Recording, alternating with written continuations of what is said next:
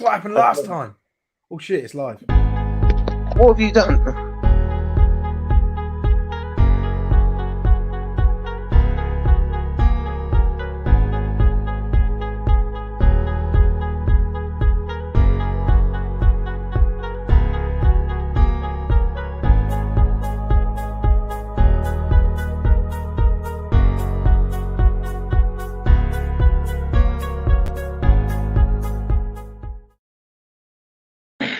Week 15, it's gone.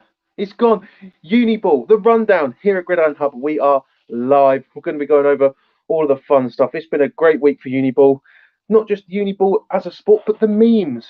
The memes this week. Very, very good. We'll go through all the memes. I'm Tebbs. With me is Steve. We're going to be going through Uniball. You know, obviously, we can talk about the Pro Bowl. I didn't watch it. It was a waste of time. I've never watched one. Honestly, don't. Well, actually, I remember watching it when I was a kid, like when I lived in America in the 90s. I remember watching it then, and then not since. I've watched, like, it was on the place I was at. It used to be after the Super Bowl, and I think that was why I didn't watch it then. But sorry, go on. Yeah, I watched someone not get tackled, like just lightly touched. It was a quarterback who, is it Jones? He basically ran like 60 yards. I saw this clip, and he did the griddy, which was funny. But you're like, well, there's literally 4 players pulled up and just was like, yeah. Go on, yeah, I mean, I'm surprised at the 4. And then no one celebrated it. Like, everyone was like, the linemen stayed where the linemen were, you know? Like, I was like, yeah, that's. How much do you reckon it costs for a ticket to go and watch that game? Oh, mate, if you have to pay more than like $5 and that's $5 with a free drink and a hat, like, I wouldn't waste my time. Like, honestly, it could be a minute from my front door, and I'd have to be like, well, have I really got the time to go and watch the Pro Bowl? Look, all the challenges are great. Would you rather watch Pro Bowl or, let's start ranking these things, or Brit Ball final? Brit Ball final. I'm getting into it now. Well, let's start. Right. Well, okay. We're Uniball at the moment, aren't we? So, what about the Uniball final? Oh, you know, Uniball. What about Div 1 or Div 2? Well, I mean, I'm going to go to the Latin. Well, I'm going to see what they are, because honestly, I probably will go to them at this point. Well, I mean, would you go over the Pro Bowl though? That's what I'm saying. Like, you had yes, same distance, easy to get to. You know, we're trying to like equalize it here. What would you rather watch? Uniball final. Genuinely, I'm not interested in the Pro Bowl. Like, what about the game in Uniball between I think it was Portsmouth and Royal Holloway a couple of weeks ago, 0-0. 0-0. I'm really not interested in the Pro Bowl. Like, honestly, Steve. Well, that was apparently a decent game. So, Steve, there was one Dolphins player there. I've got no skin in the Pro Bowl. Cool, David Howard's there. Yeah, great, you're not likely to for a while. No, it's honestly like, if the Dolphins were better, then I'd go and watch it. Maybe if I got a free hat. So let's go through the Uniball scores for this week before we do anything else. In the Prem North, Nottingham Gold come back from their loss against Leeds Beckett last week. Stirling Klansmen beating them 39-0. Leeds Griffins, Leeds Griffins lost to Durham Saints 32-0. No surprise. The Pirates versus the Lions, 8-28 to the Lions. Borders won. Hull Sharks putting on quite a good performance, considering they've been quite a low-scoring affair for them this season. 34-0 to the York Centurions. Low-scoring game here. Edinburgh Predators 6, Newcastle Raiders. Go back to that score. Why do you think that happened? Why did the Sharks like? Well, I think is it a derby game? Is it like the, like what's going on there? Because the Sharks a couple of seasons ago, like 2019 season, when the last full season we had, they were decent. They were a decent side. But obviously, like everyone, they lost 2 years of players, 2 years of rookies coming in. Like, why that result? Like, why did they do that? Well, I think it's more just of how the season's progressed. Obviously, with their scorelines, their defense has been, really good. And I think it's just, it's given time to the offense to just sort of, get in that rhythm. That's honestly what I think it is. So yeah, that's why I think that score has gone the way it has. If it comes, I know it's going to be varsity Lincoln versus Hull. I think that could be more interesting than it was a few years ago. But yes, but keeping going on. Midlands 1, Loughborough 34, Leicester Longhorns 14, Nottingham Trent Renegades 45, Coventry Jets 7. In the Southwestern 1, the Exeter Demons 8, Bath Killabees 6, SGS Pride 54, Bristol Barracuda 0, Southampton Stags 12, Reading Knights 13, the Southern 1, the Surrey Stingers 6, Sussex Saxons 52. And seashells on the seashore. Surrey Stingers 6, Sussex Saxons 52. There you go. That's why it's Say that one. Just Sussex Panthers. say that one again. Surrey Stingers 6, Sussex Saxons 52. I wish the Saxons had scored 66. Oh, so do I. That would have been I'd have great. loved it. In a pure alliteration all the way to the end. Same result. Honestly, I would have been, I would have looked like more of an idiot than I can. That's why that name sucks. I'm sorry, Sussex. Your name sucks. There's too many S's. Sussex Saxons. Oh, Surrey Stingers as well. It's all alliteration, mate. And now Portsmouth Destroyers 16, Hertfordshire Hurricanes 0. Fucking shut your mouth, Chris Ebbert. It's looking like I'm going to have to get in my car and drive down to Portsmouth in 2 weeks. You owe it to him, mate. You owe it to him. Honestly, Portsmouth, I now like you as a team because it's quite funny. But that drive, I'm really, really not looking forward to it. Just to let you know, really not looking forward to. So, try and lose. I don't want to spend money on petrol. Southeastern 1, Imperial Immortals 24, Essex Blades 9. Now that game was a double league points game because of a postponement earlier. Very interesting. But Imperial Immortals come away with that. QMBL Vipers 6, the Brunel Burners 7, Sunderland Spartans 8, Heriot Watt Wolverines 7, the UWS Pyro 0, Glasgow Uni Tigers 35, MMU Eagles 12, Liverpool Raptors 0. That's a really, really big score. However, MMU, it's based on Bucks points, the rankings. Stop complaining. Well, we need to talk about the rankings. You. Okay. So Tebbs is the one that pulls the rankings together, by the way, everyone. Hold on, there's a comment coming. Let's see. I don't know. Do you know what that comment means? I can't see it. Put it up on screen. Milton Vita. I think he's tagged someone. Milton, come on and watch our show. That's it. Lancaster Bombers 30, Edgehill Vikings 0. I'm going to put him in the banner at the bottom. Bradford Bears 2. That would really scare him, wouldn't it? It's just his name floating across the screen.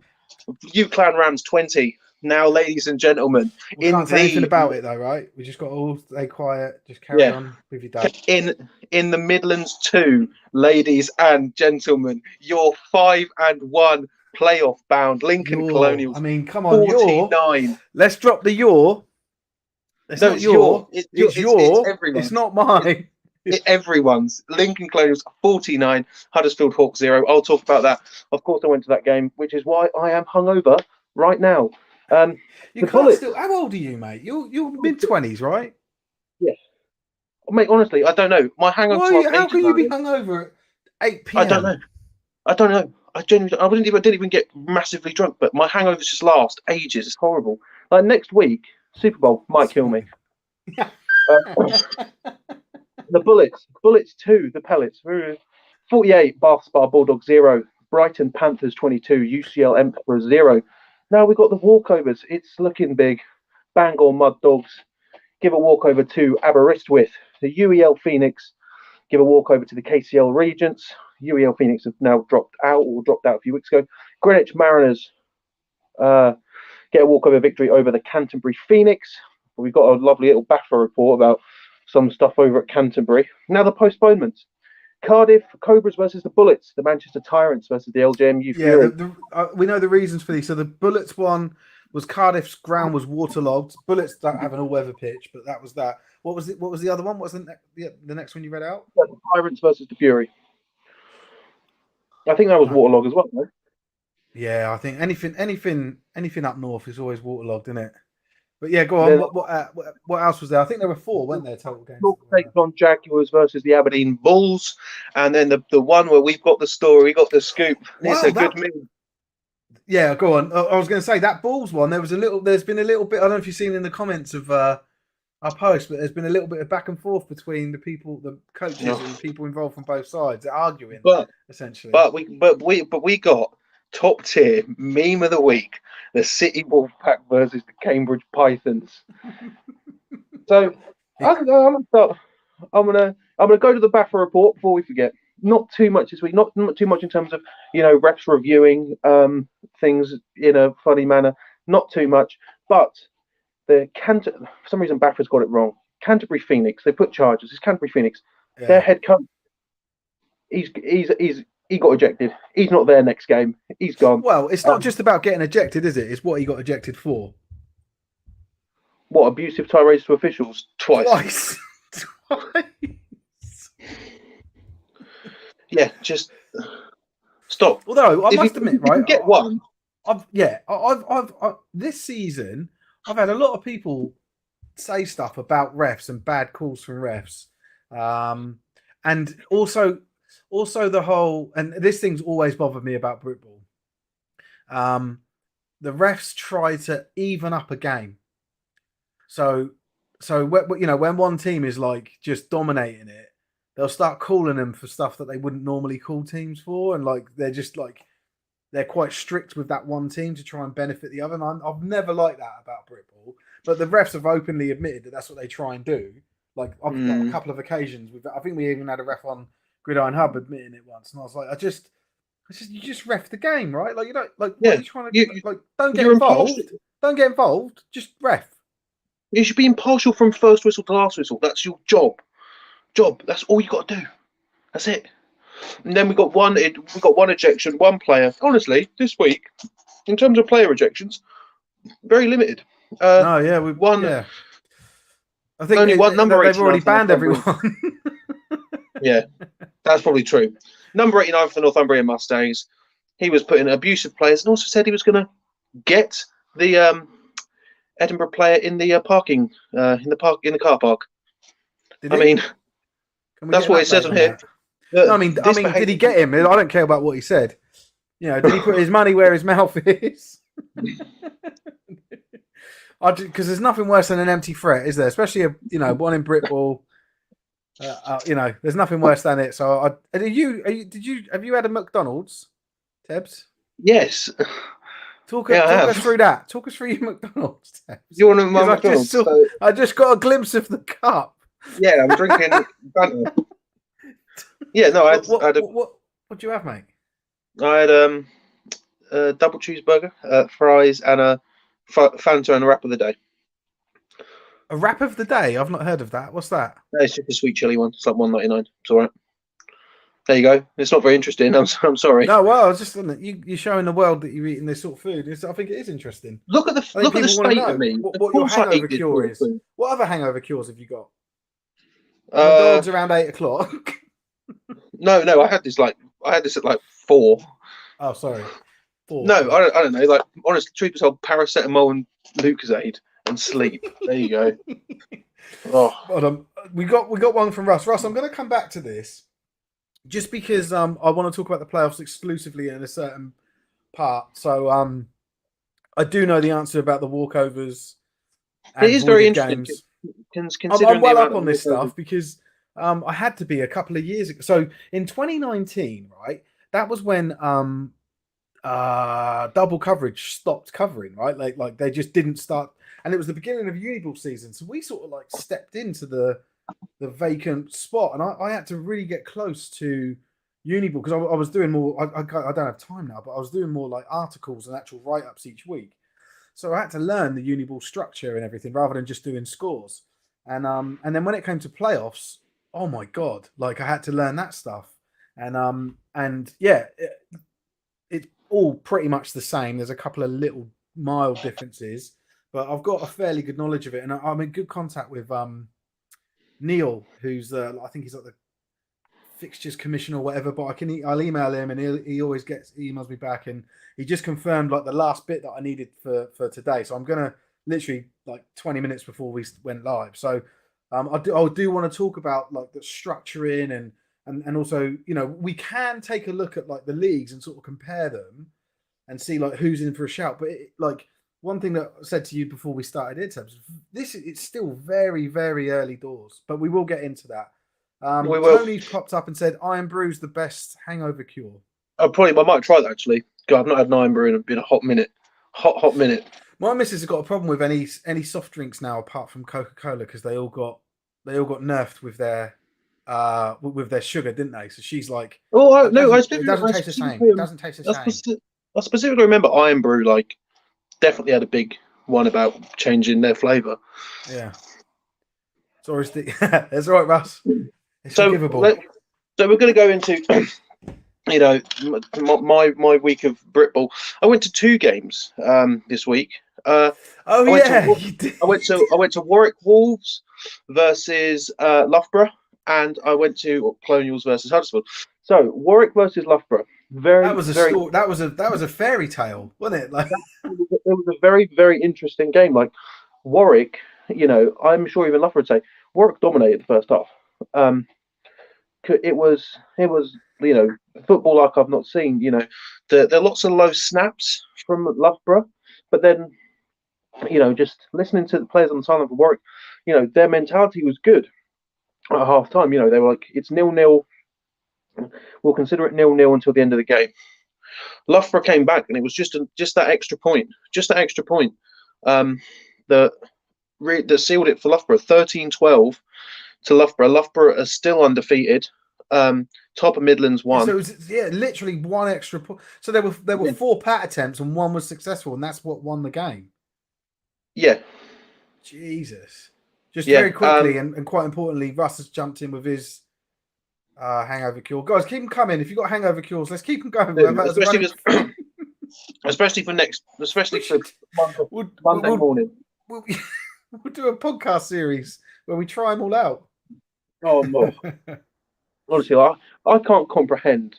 Look at Jen having a pop because we wrote the score down wrong. Is this you? Because you got the score wrong. No, that is because I asked. It was me because I got some wrong yesterday. No, I asked one of the Warwick players whether or not their 2-point was successful on the second touchdown, and he was like, "Yes, it was." So I was like, "Oh, okay." Well, no, sorry. He asked me if the kick was good. I didn't see it go in. I was busy tweeting. So I asked him. He said it was good, so that's why it was 13.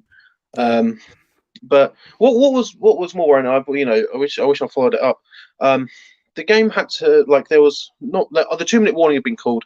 It was clocking down, and there was a player for Loughborough who was down, and people were waiting to go and play football. So the game ended there. Hopefully he's all right.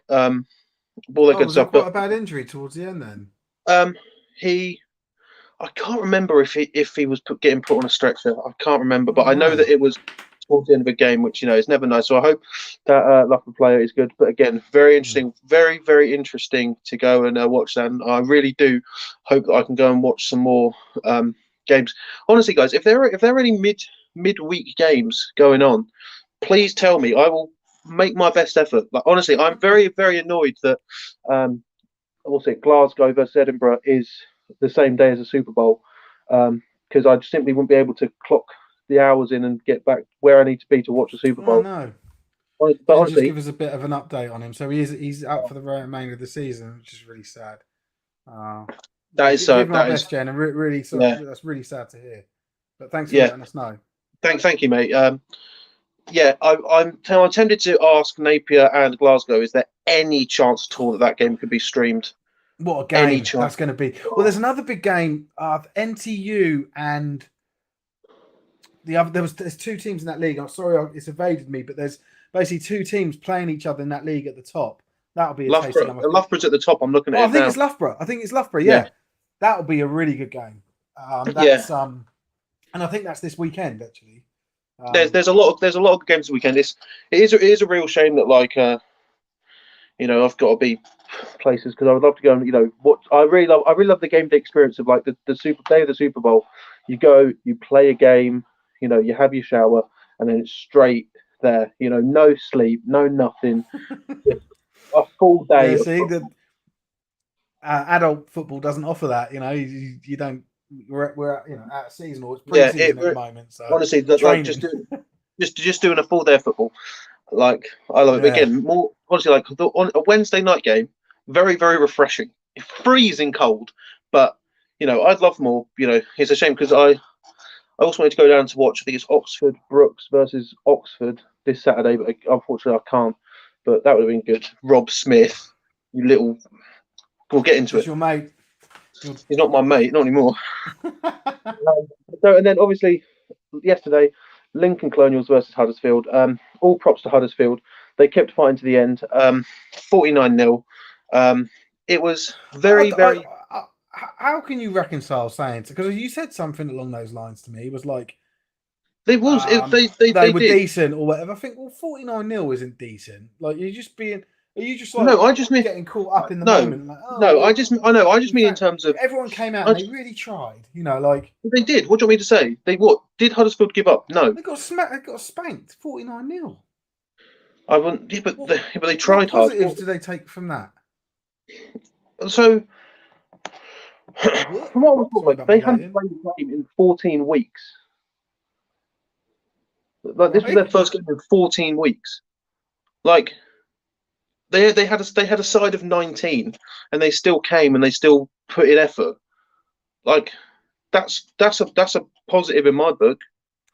This is a good comment. So Gareth said, "Great to have commentary at Nottingham Gold Stream this week." Yeah, really good. So Sean Endicott is the guy that does the live streams for Nottingham, and he's been trying for weeks. Like they've said for a long time, "Oh, we will get commentary," and the next thing they want to do is try and get graphics on the screen so you can see.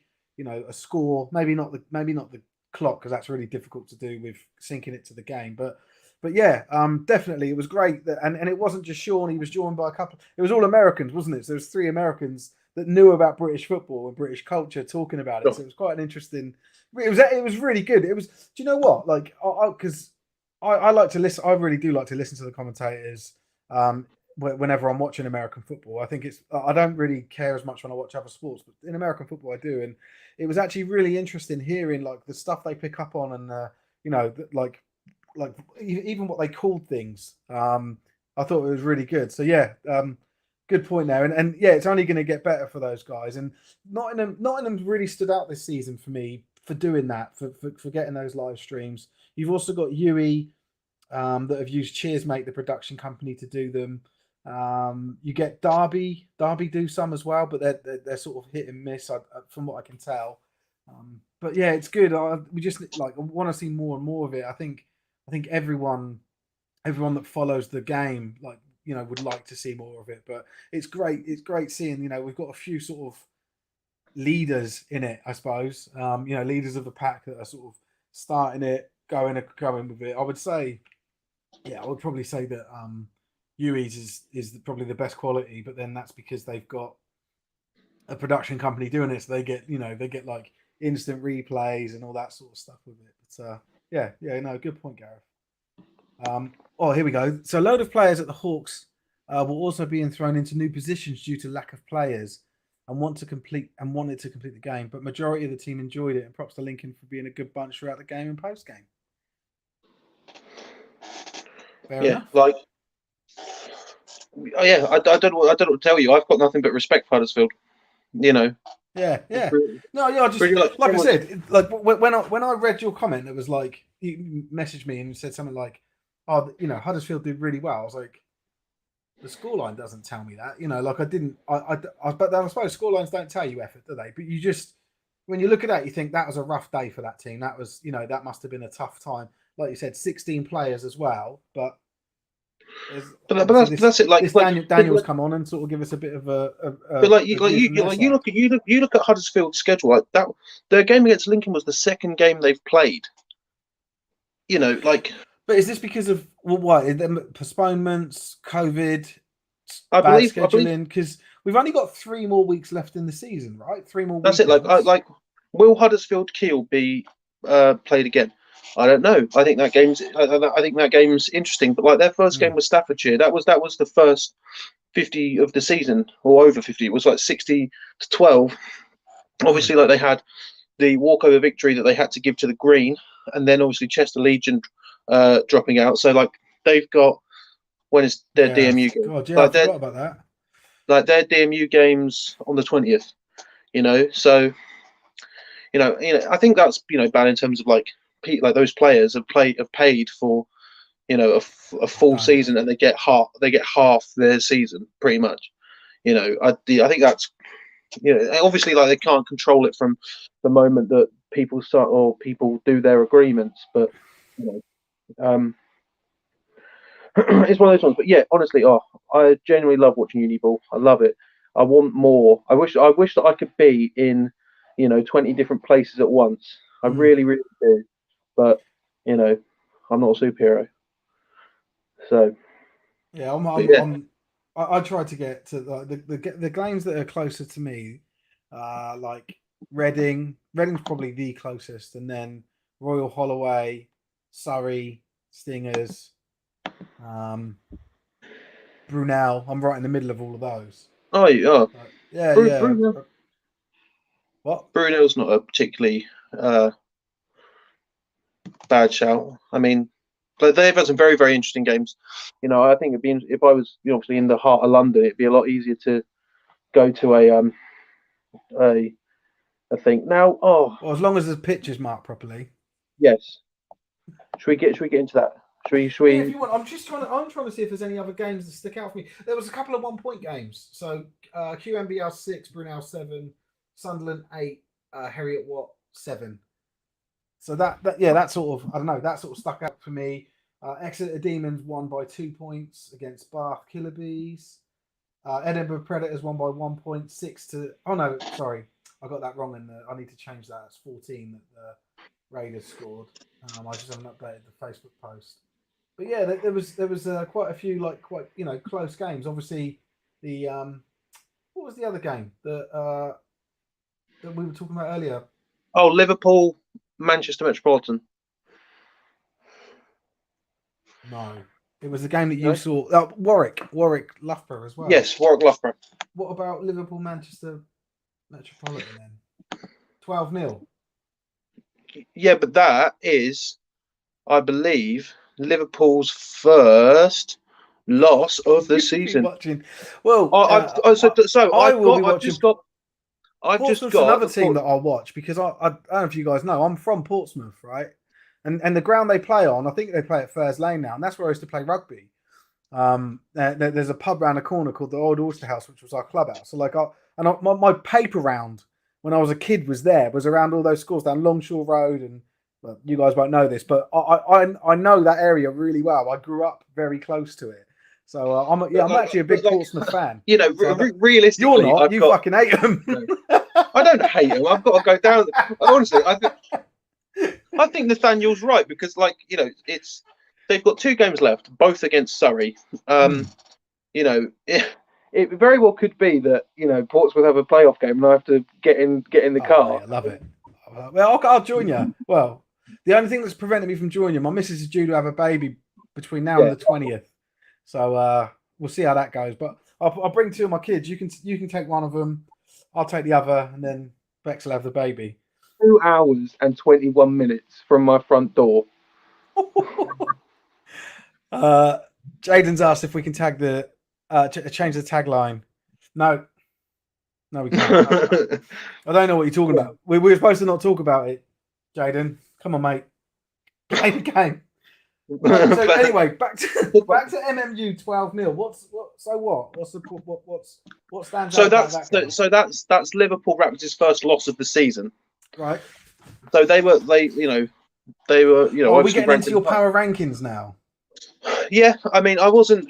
They weren't as extensive as the past. I thought MMU were giving me grief, but MMU, you have to understand, in the top 5, they're based on Bucks points. They're based on Bucks. You are a good team. I'm not saying that you're not, but it's based on Bucks points. And at that time, Liverpool had 10 and you had 8. That's simple. That's all it is. Are you going to be ranked higher this week? Is that how you do it? You base it on Bucks points? You told me that that's what I had to do. No, I didn't. I was doing it based. I'm going to fucking read out what I said because I know what I said because it's top of my mind right now. Because I was doing it based on the games of that week. No, yeah. See, I don't think that's right either. Okay. I think. Oh, I'm gonna see. I'm gonna see if I can find it. Basically, I said the power. I'll try and paraphrase it, right? Because I can't find the message that quickly. I said it's based on whether you think the team, like you basically put all the teams into a list and you sort them in order of who you think is going to win the games against the other teams. That's what a power ranking is, right? Like, so yeah, I don't know. This team may be top of their league, but they couldn't beat these other two teams, right? That Okay. based on, but it is based on historical data, right? Like or like opponents, you know, and Bucks points do come into it, but I definitely didn't say I'll just take the Bucks points and rank them that way. Like for me, it's like, you know, like overall, who is the best team at Div 1, Div 2, Prem? Yeah, okay. At the moment, based on what we know. So but yeah, even so like, but even saying that, I still would have had Liverpool Raptors the place that they were. They were undefeated. Like they were undefeated last week. Yeah, yeah. Oh, I'm not. No, well, the other thing that I go on to say is, you know, there's nothing that you can say when you're analysing and providing opinions on this sport that will not put someone's nose out of joint. Yeah, that's true. Like that's how it is. And do you know the reason for it? And like it took me a while to sort of come to this conclusion because I used to think, what the fuck, like, you know, it's my opinion, and you know, or like I don't get why people get so bent out of shape. And the reason is because, like, I don't know, let's say you were covering the Premier League of soccer, football in the UK. You're talking about Man United, Aston Villa, you know, Chelsea, and that's going to be read by like fans, and they'll you know they'll react to it. But you're actually getting reactions from players and coaches and like people that are really heavily invested in the success of these programs. Like that's why there is such a strong reaction to it. So you just got to have thicker skin and not worry about it. But no matter what you say, someone else will say something. And but I'm not too worried about it. You were wrong with Portsmouth, which makes yeah. To be fair, Portsmouth wasn't from rankings. That was on the stream. That's different. That was a lapse of judgment in the moment. I didn't think about that. And now I've got a... AM said, give us a prediction on the 8 South playoff teams. Need another terrible take to clip. Yeah, so we will talk about playoffs, Ayab. So well, I don't know that we'll give you your clip just yet. We'll see, but I'll definitely give you a rundown of what I think. I can guarantee you that like we'll say like, oh, they might go in, and then everyone will be like taking it for gospel. Gridiron have said. Well, the thing is, like, and that's what I said to you before. I was like, what I think the head coach or the coaches of Portsmouth Destroyers will probably thank you, buy you a drink because you help motivate their team. like it's a lot of what we publish. I can remember being told by the guy that used to run double coverage. He said that a coach told him once a player told him once that their coach would print out the double coverage like rankings and put them in like a changing room and say to the team, like, we need to get up these rankings and use it as like a, you know, thing to like manage the team with. So like, you know, and I'm not saying like, I think that's an overreaction. I think that's a very good way of using it, but it just indicates like how much people do look into this stuff and they do value it. Well, I don't value it. They'll rip it apart. They'll value it when you say something nice. But yeah, like it's the provenance that it has, and that's just simply because, you know, we're the only idiots stupid enough to do it, right? Like there's no one else that provides, you know, league level analysis or whatever at the moment. So yeah, it just comes with the territory, mate. But I think you do a good job. Honestly, that's why I stick to the analysis and the score stuff, because it's like, it's a fact. That was the score. This fucking push Tebbs out. Yeah, great.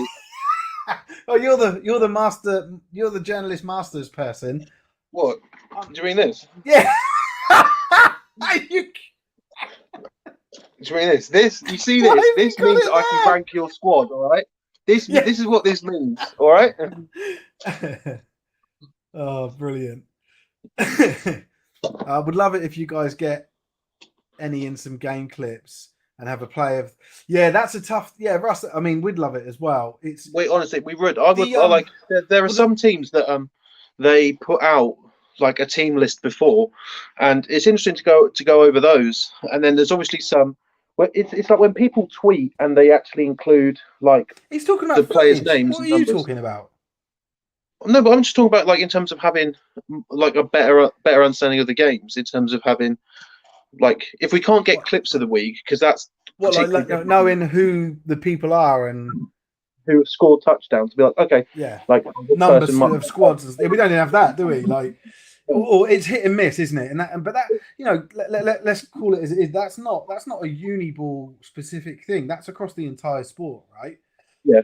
And I mean flag and like all disciplines of this game at all levels don't have or have got sporadic resources when it comes to those sort of outputs. So like, photographers at games, video of gameplay, like I say, the player data, stats for performance, and those are four things as a player, for me as a player, right? When I come off the field, like once we play the game, those are the four things I want. I want to see the stats. I want to see the game film. I want to see the pictures. Steve, if only there was a site where data could be logged.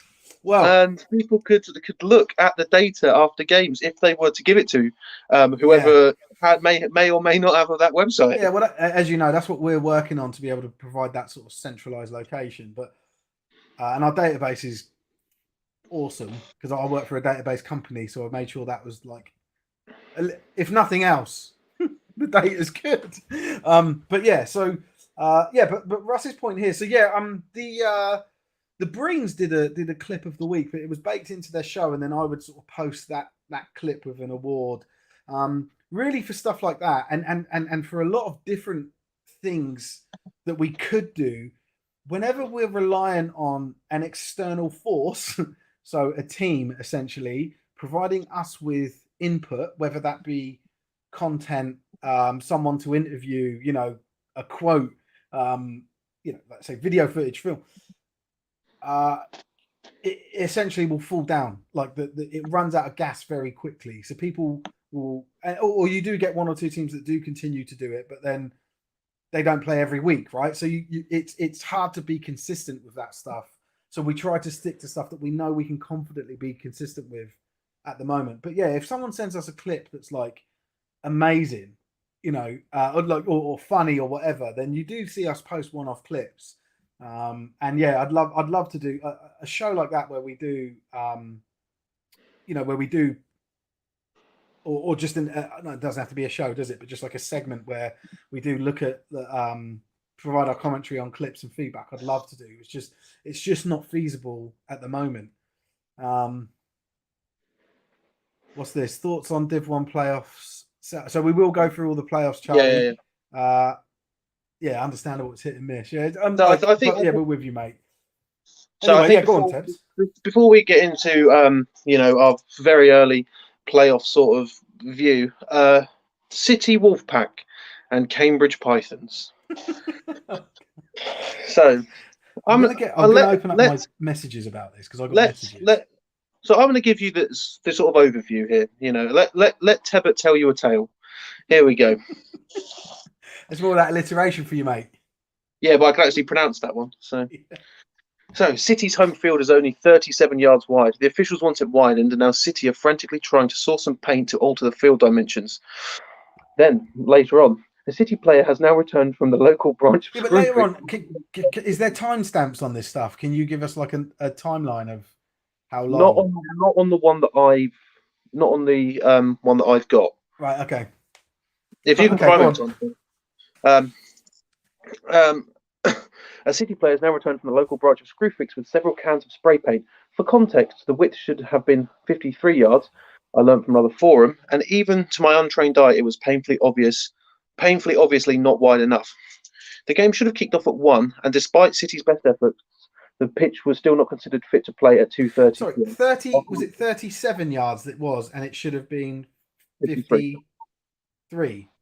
That's what it says on the one that I've got.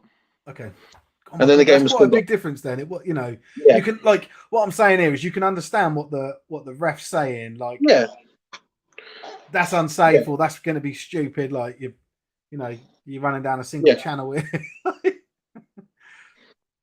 But yeah, there Yeah. you go. That's one of the top tier just So memes. Of so one we thing we also saw was an image posted of a City player, bent down, spraying the ground with with it like a yellow spray can. So they did manage to get the paint. They did have an attempt at it, from what we can tell, but the game was ultimately called off. I don't know. I haven't checked today actually. I don't know. I mean, to me, that sounds like a forfeit, right? That sounds yeah, sorry, a walkover. That sounds like that's a walkover for City, because they marked the field wrong. They messed up. That they were given ample time to, because I think there are rules around like X amount of minutes must, like, after X amount of minutes the game has to be called anyway, and I think the refs went over that because I'm fairly sure it was like an hour and a half before the game was like, okay, no, we're calling it, knocking it on the head. But yeah, that was an interesting one. I was, there's always Uniball, mate, is great for this sort of stuff. There's always like like see, things happening, isn't there? it was sort of along the same lines of the Manchester Tyrants LJMU Fury. Like the game kicked off at 2:20, like due to like the pitch not being marked out. Yeah, is that right? I've not read it all. Yeah, basically it wasn't marked out properly, and they had to the quarters were shortened to 10 minutes due to there being no floodlights and Right. it being late, which it's understandable. But like at least the game took place. I can imagine it's probably quite irritating for the Cambridge players who got up early and then didn't play. But yeah, And then what was this other one? Was there another one? what do you mean? Like York Centurions' Twitter just Oh, that was something. Yeah, but their Twitter's always been quite funny. But I remember the yeah. first thing they posted was like that whole Sharks don't have uprights, Still, don't have posts, but then they did. So that was quite, that sort of backfired on them. And then the other thing was, oh, I know what it was. yeah. They were suggestive about the team next week that they're playing, or this week that they're playing, the Predators, about their name, and started to type It's very bold paedophiles. of them. Yeah. Very But bold. Of them. so what was your take on this? You said like you could understand it if the team were a little bit better or something along those. I don't want to sort of put words in your mouth. I mean, don't get me wrong. I do find it funny when teams do talk, a lot of nonsense. But like, you look at the scoreline for the whole game, like 34-0, like, and what They just York got some lad. Do you reckon they hate him and they just can't get the password off him? And he's just probably. like, hey! He left the club a couple of months ago. But yeah, it's like York currently, bottom of their table, or from on our side, they're bottom of the table. So, but I do think it's funny. I don't know. Punching up is quite funny. I really do think it's really funny. Like, I thought it was quite good. And then we had there was the controversy with Aberdeen and YSJ. So one of the Aberdeen coaches posted we did a post to say, oh, the game was postponed, as we always do, and one of their coaches, who's one of the Breen brothers, someone does a lot of content for us during the Britball season. Basically, a little bit of an online tirade saying that essentially, if I get like the gist of it, YSJ in the week had said to the Aberdeen Bulls, we can't play this fixture. We don't have enough players. The Bulls were like, yeah, no worries. And then right at the end of the week, I shouldn't laugh, but right at the end of the week, I don't know how it worked. I don't know how it happened, but basically, YSJ were like, no, we haven't cancelled. We're with nothing's official. We want to play you, and it was a home game for them. So Aberdeen had to travel. I think it's like 3 hours or something. Everything's 3 hours from Aberdeen, isn't it? In Britball. yeah. So, well, you can imagine the Aberdeen team had they'd made plans, and it's a big deal traveling that far of an away game, Yeah, right? 100%. So they'd organise. So therefore, Aberdeen didn't have enough players. Oh no, I don't know if they didn't have enough players. They had to scrape a team together. Then, oh mate, I'm laughing because it's just like the comedy of things. Then it came to like the day before or whatever, and Aberdeen had a couple of COVID cases, so they didn't have enough. So they've had to postpone the game. And so Brit Bull. And then the coach was saying that they're being difficult. YSJ being difficult, trying to rebook them. Get the game rebooked. And there was a bit of a public. I don't know if the comments are still there, mate. Maybe they might have deleted them actually. But so that was a little bit of drama in down in Div 2 over the weekend. So yeah, it was a definitely full weekend of stuff. Best weekend for Uniball. Well, do you reckon? We don't. Well, what do you mean? It's more so we don't get a lot. Normally, like there'll be one proper Britball meet, Uniball meet. There was a lot, wasn't there, this weekend? Yeah, keep it up, keep it going. There was a lot of good as well. Like there was a lot of good stuff, good like live stream. Like that. Like you say, that live stream with the commentary, that was quality. So there was some. We sort of seen the best and worst of Britball and everything in between in this one weekend. And so I think we're 3 weekends out. I think there's 3. I think it's the 20th is the last date that the fixtures can be submitted. Let me just see. Right there. Yeah, February 20th at 23:59. That's is the last date that anything can be submitted. And really, what we're going to probably go into next is the playoff stuff. And what you'll learn as we look at this stuff is like, we've got 3 weeks left. That's actually a hell of a lot of time, and a lot of things can happen in Uniball. But now, what we're not going to talk about is how walkovers could affect things, because obviously if there's a walkover, then a team can lose points. And when you get into that, like the realm of the possible is just ridiculous. So when I talk about it, when we think about it, we're not going to be talking about like forfeits, or like any sort of shithousery that can happen.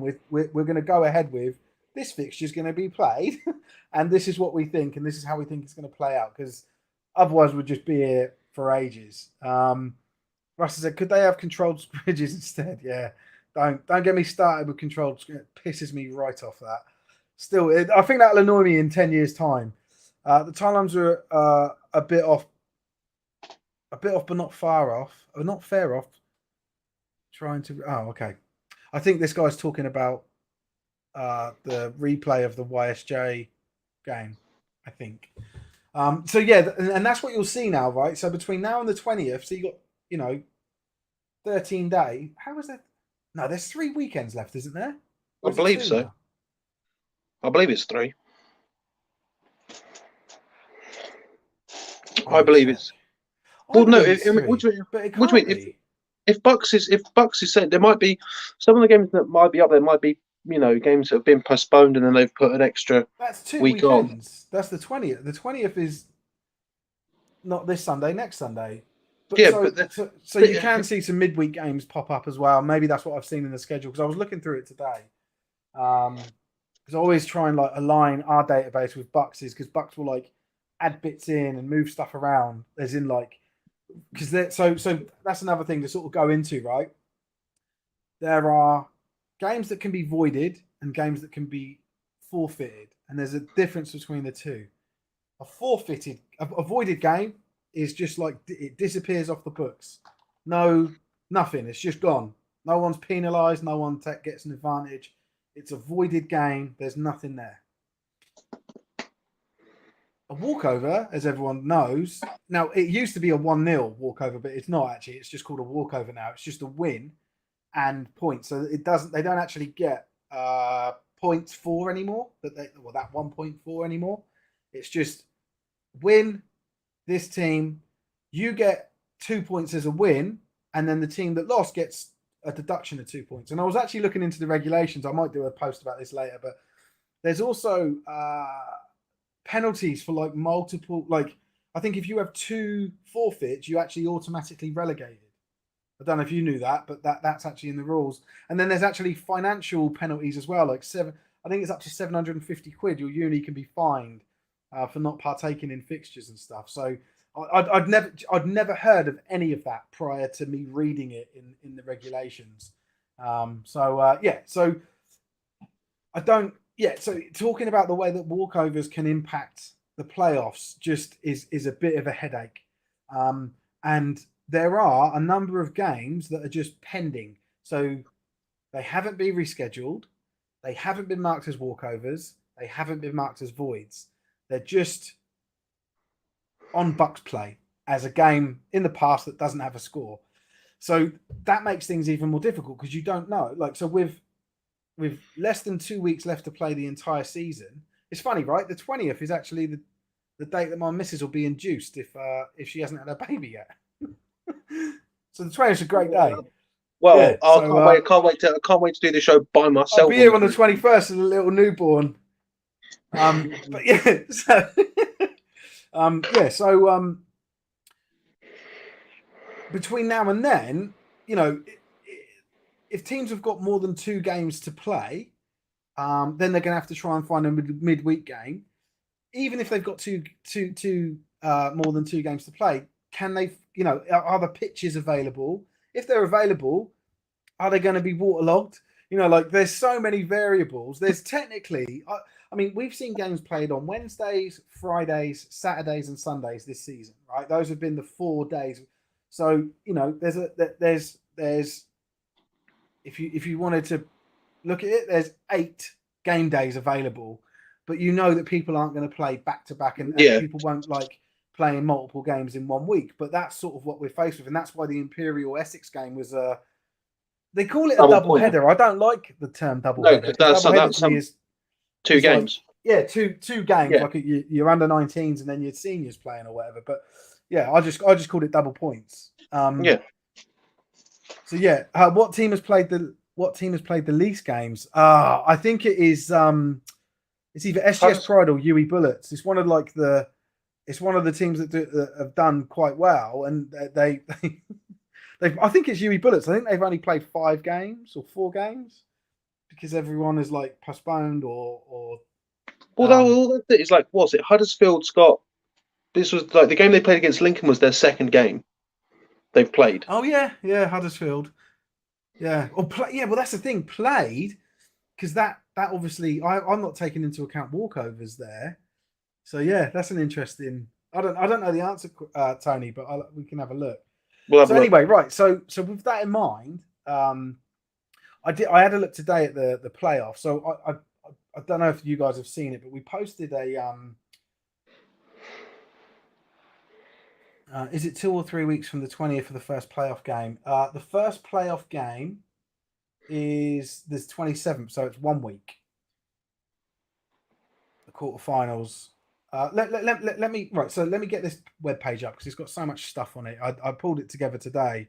I'd already sort of shared a bit of some of it, but then there were like mistakes and everyone kept calling me out on it. So, but I think it's all accurate now. But I've put it on a webpage because that means that you can just trust the link and not have to worry about things being sort of right or wrong for too long.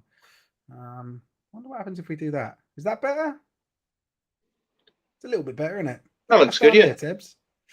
I don't know. I'm covering some of the content now. Let's do it there. Let's just try and make it massive. So what I did was this Uniball playoff structures. So here at the top of the page, you've got this section here tells us all of the rules that apply to every single league. So this is an important thing because people always ask about this. So the opponents in the first round are based off of seedings, right? So teams are all seeded. Then based on the seeding, they all play each other. And then after that first round, so it's either a quarterfinal or a last 16. After that first round of the playoffs, depending on which competition, seedings don't mean anything. They never come back into it. So so there's two reasons, or there's two things that could be impacted by that, right? That people always ask about. So the seeding doesn't determine who you play in the latter stages, like it would in the NFL, and the seeding doesn't also determine who's the home team. The bracket determines who's the home team, and I'll show you what I mean by that when I go. But essentially, you could have, and we have had it before, because in 2019, an 8th seed team beat a 1st seed team, and then that 8th seed team, because of where they were in the bracket, were the home team against another team that were higher seeded than them. So that's the first thing. Well, that's what this says up here, right? And then it's also got the deadline, which we've already said is the 20th at 11:59. Then you've got like I just put some like criteria for involvement. So because a lot of people misconstrue this. Essentially, and I've drawn like a process map that sort of irons it all out. But essentially, prior to any playoff seedings being done, the leagues have to be ranked. So the leagues have to finish completely before any of the playoff seeding can be done. Now, as you guys all know, right? Some people can have a certain lead or a certain low level of performance, and you can determine not only certain seedings but also relegations as well, right? But where we are right now, the only level that we can sort of gauge what that looks like is the Premier level. In Divs 2 and 1, it's pretty much impossible, or there's so many variables that it's just there's nothing that we can go off of. No, not at all. Look, honestly, like people said to me on Sunday, "Oh, do you have any idea?" No, genuinely no. I can't even give you an educated guess. So yeah, and well, like, and I'll try and articulate that, right? So and then the next thing is, right, so at the Premier level, you've got 5 teams in the north and 5 teams in the south. I think this is comical, but you're either relegated or in the playoffs in the Premier level, right? So there's one team that gets relegated from each side, from each from the north and one from the south, and the remaining 4 teams go into the playoffs. I think that's ridiculous, by the way, but that's where we are. And I don't know if you can see it that clearly on screen here, but we can see that the top 2 North teams play at home against the bottom 2 ranked South teams, and vice versa. So the Premier level is the only level at all of Uniball where, from the very first round of playoffs, North teams will play against South teams. Other than that, in Div 1, North and South don't mix until the final. And in Div 2, North and South do not mix. They're 2 separate competitions with 2 separate cups.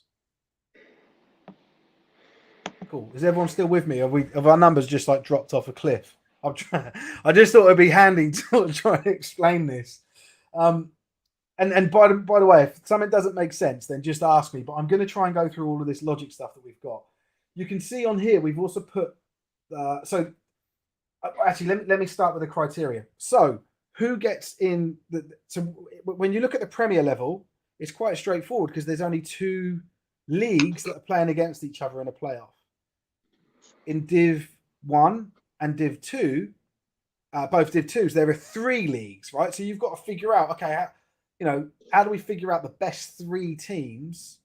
The best teams in these 3 leagues. So the way that they do it, essentially, the first and second teams in those 3 different leagues get through into the playoffs, right? However, so that's 6 teams, right? That's your first 6 teams. And then the third place, it's the 2 best third place teams that get in. So that's 8 teams that get through. And that's the same for Div 1 and the 2 Div 2s. So first place, second place, you're in the finals. Third place, you've got to be better than at least one of the other 2 third place teams, right? So the logic of thinking, so hopefully everyone's still with me there. Now, you've got three. Let's look at first place, right? So you've got three first place teams.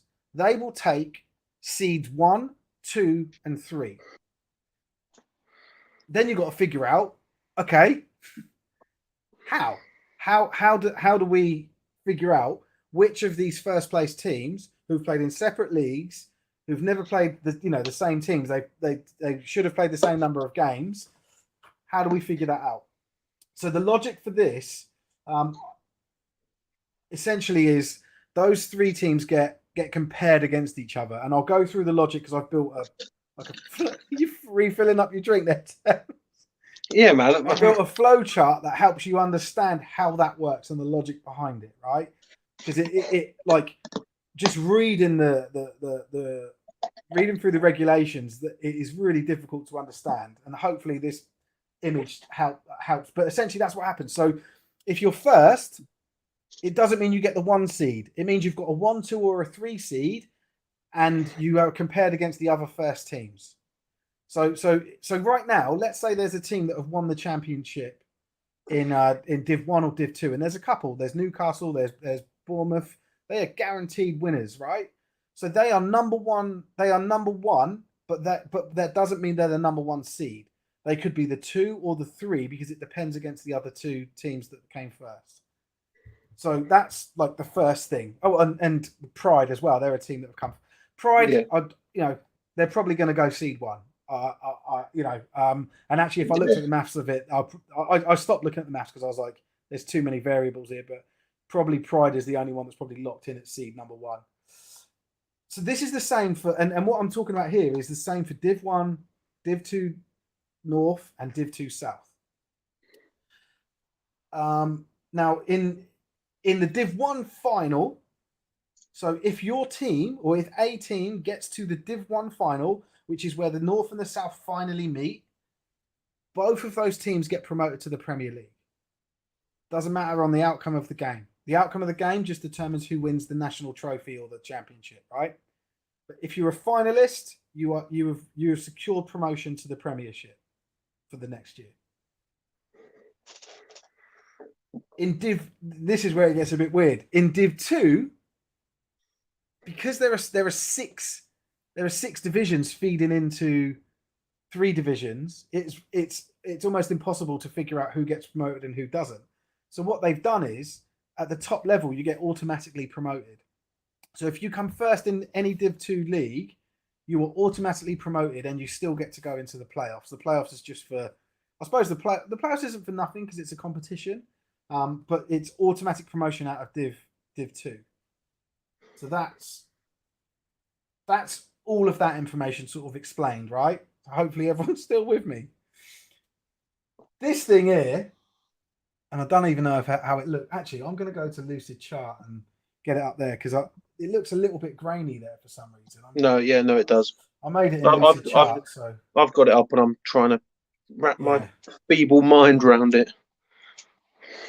So what I did, because I did originally post a version of this, but it didn't take into account the league ranking. It just took into account the playoff. Hold on, how do I go up? There we go. So what I did was I added. First of all, you need to do your leagues. So hold on, let's see. So this gets worked out within a week. The same week teams have to prep and sort out. Yes, that's correct, Russ. Yeah. Hold on, is there like a hand thing? That's all right. I'll just use this. So what I did was I created 2 workflows. One is for figuring out the league position ranking.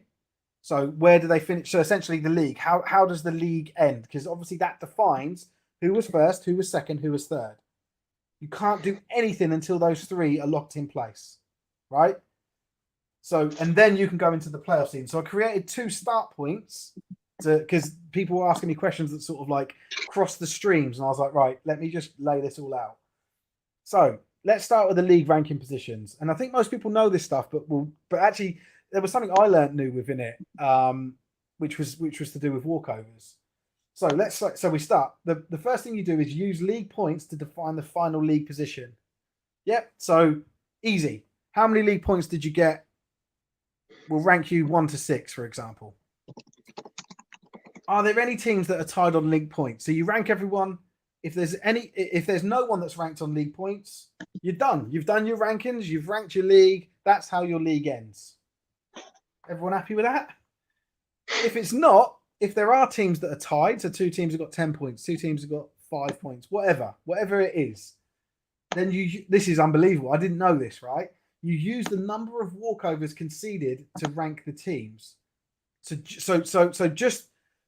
you then start looking at just walkovers for those teams that are tied, not for anyone else, just for those teams that are tied. And if there's a team that has had fewer walkovers, therefore they earned their wins and their points, they get the higher rank. That's how it's split out, and that's unreal because the team has got no control over that. That's the rule, right? I never knew about this rule, but it's there. So then you say, right, so we've had a look, and it turns out that both teams have had one walkover each. So at that point, if that wasn't the case, then it would go, no, that's it, right? You've split your teams out, you're good. If you haven't, if both teams have had 1 or 0 walkovers, you just go, so we're like central, we're here. Then you ask the question, how many teams are tied? If it's 2, then you go this way, and if it's 3 or more, you go this way. But we'll go the 2 way because we end up coming back the other way. So if there are only 2 teams tied, we then compare head to head. So I always thought that it went from league points to straight to head, but it doesn't. We've actually got this walkovers in the middle of it. You then compare the head-to-head results between the 2 teams. So if they played each other once or twice, whatever, or 3 times or whatever, you add all of those points up, and the team that scored the most points gets the higher rank. Ryan said, hopefully, Ryan, mate, I'm going to iron some of this out for you, mate. But we'll see. I make no promises. So does that make sense? So we then take the points. Now, you then say, did that separate the tie, right? Or did through some ridiculousness, did they both end up scoring the exact same amount of points against each other across the games they played? If it did separate the tie, then you've done it, you've split your teams out. If you didn't, if you do have teams still tied, then and this is the same logic that you use if there are many teams tied from the walkovers, you compare the average points conceded for each team across the season, but you exclude voids and walkovers. So it's average points you scored when you've played a game. Sorry, average points you've conceded, when you've played a game. Yeah? Does that make sense? So it's got nothing to do with the other teams. It's not a head-to-head. It's whoever you've played throughout the course of the season. How many points did you concede on average every time you stepped onto the field? Then, there's that all-important question. Did that separate the tie? If it did, cool. We've separated the tie. We're done. If not, then it goes to a coin toss. Unfortunately, there wasn't much information on a coin toss. I can understand a coin toss between 2 teams, but I don't know what would happen if there were 3 or more. So I don't have the answer to that thing, to that element. I could find out, but all I got was coin toss, and I was like, all right. So I imagine what they'll do with maybe if there was 3 or more teams, they'll do like a mini league where you play each other team, the other 2 teams twice, and they figure out who won the most games. But anyway. So this is the logic of how they will figure out who comes in first, second, third. And I'm talking with reference to the playoffs, right? Obviously, it's going to figure out the rest of the teams. But that's what this thing does here. Then, once we've got who's first, second, and third, and fourth in case of the Prem, we then can go into this workflow, which is the playoff seeding. So, the first question is, have the league positions been finalised? Which is this bit here. No, if they haven't been finalised, and I think I added this in for more of a joke. Wait for the league positions to be finalised and end. You can't do anything until the position are finalised in the league. There's literally nothing that can be done. And that's why there'll be stuff that happens on the last day, touchdowns, walkovers, whatever, and even accumulated games that haven't been played and how they're decided will impact what happens in the playoffs.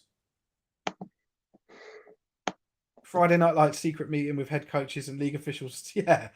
Well, and the guy who's my contact at Bucks is the guy that does the coin toss, because it's like all recorded, right? Like there's people stood around and they all like, it's like the Guinness Book of World Records for a coin toss. Hey? Is it a special coin? Not to my knowledge, no. I think it's just. I might ask Neil and see what he says, but I'm fairly sure it's just whatever loose change someone's got in their pocket gets used for it. It would be nice if it was like a, I don't know. What would be a good coin to use? I don't know. The refs out there tell us they're always really proud of their coins, isn't they? The refs. They don't mint like those ones, the old NFL minted ones. Or Pog. Do you guys even know what Pogs are? Doesn't matter. Ignore me. Right. Anyway, so have the league positions been finalised? Yes, we're saying yes. Right. So the season's over. We're past the 20th. All of those outstanding games are done. We've got the they're like the little holographic discs, no? Yeah, that's what Pogs are. Yeah. Right. So I think there's a delay between me and you, Tebbs. So then we go to how many individual leagues are involved in this playoff bracket. So like I said, at the Prem there's 2. There's North and South. Div 1 and Div 2 have got 3. So essentially you're looking at Prem down the bottom and then all of the others that way. But I did it mathematically because that's how it's written in the language of the rules and regs. So essentially, Premier level, you see the top 4 ranked teams from each league separately, 1 to 4. Straightforward, right? If you came in first, you've got seed 1 in the South. You're seed number 1 for the South. Simple stuff, and so on. So like the Prem is the easiest one to sort out, and that's why when I get to it, you'll see that we've already pretty much figured the Prem out. There's a couple of variables, but we've got it pretty much nailed. This is when it gets confusing, and this is where the main confusion lies. If you've been confused so far, we'll probably lose you here. Commemorative silver dollar, yeah. So, did the teams involved all have the same number of fixtures? So did they play the same number of did they have the same number of fixtures? So it doesn't matter about walkovers, but it does matter about voids, right? So if they didn't, then you compare the relevant teams' results. So let's say there were 3 or more, right? So sorry. How many individual? Yeah. Sorry, there's 3. We know there's 3. Sorry. So let's say we're looking at first place, and we're looking for the top 3 seeds. We then compare those teams about how they performed against the top 3 ranked opponents in their own respective league, based on average points conceded. So if you're looking at first place for the Midlands, then you check you add up the points conceded against second, third, and fourth, figure out the average. That's the number that they've got. The same again for Borders, same again for Northern, right? So each team will end up with one number, which is the average points conceded against the 3 closest opponents to them in the league, or the top 3, because I'll get to that in a second. Did that separate the tie? If it did, then cool, we've got it. And what we mean by separate the tie is the team that have conceded the fewest points will rank number 1 seed for Div 1 or one of the other 2 divs, right? If it didn't, if after that they still got a tie of between 2 or more of the teams, then they do the same comparison, but they add the next ranked team. So again, if it's first, you've already done against second, third, and fourth. You would add the 5th team, and then you just loop round. Did it separate the tie? No. Okay, then you add the 6th team, and that's it. You just carry on until it separates out. And then when it separates out, you're done, right? So like that's the logic they use. So that's when you hear the term mini league, that's what it's referring to. And now that is quite easy to talk about for everyone that ended first, because obviously it's everyone that's below them. When they're talking about everyone that ended second, so you're looking at the 4th, 5th, and 6th seeds, then they compare 1st, 3rd, and 4th, because those are the top 3 ranked opponents for those for anyone that came in second. Hopefully that makes sense. And then again, the same for 3rd place, right? So if you finish in 3rd place, you get ranked against 1st, 2nd, and 4th. And we're not ranked. They add up the scores, the points conceded, and the average of that is where you end is your number. Cool. So if this wasn't a problem and they did have the same number of fixtures, then they just use league points to define the seedings, right? So how many points did they get? If there's teams, if there aren't any teams tied, then that's it done. That's your rankings for those 3 teams. If there are teams tied on points, then they compare the average points conceded across the season. So when it's a mini league, then it's average points conceded against the top 3 opponents. When it's not a mini league, and when it's when they have the same amount of fixtures, then they compare the entire season. But they exclude voided and walk. So any played games, they look at the entire points conceded for it. I don't know, like people when they're like, why the hell do they do it like that? I don't know. I think it's really weird, but that's how they do it. Did that separate the tie? So once they've checked everyone's conceded points across the season, anyone that's still tied, if it separated the tie, then you're done. If it didn't, then they go to the famous coin toss. So those of you that aren't asleep and are still with me, I'm happy to try and answer questions, but I just wanted to go through, this logic is all on this website. This is a bit of a fuzzy image, so I'm going to try and fix that. The other thing we put in here, it's not here. Let me see if I can pull this up.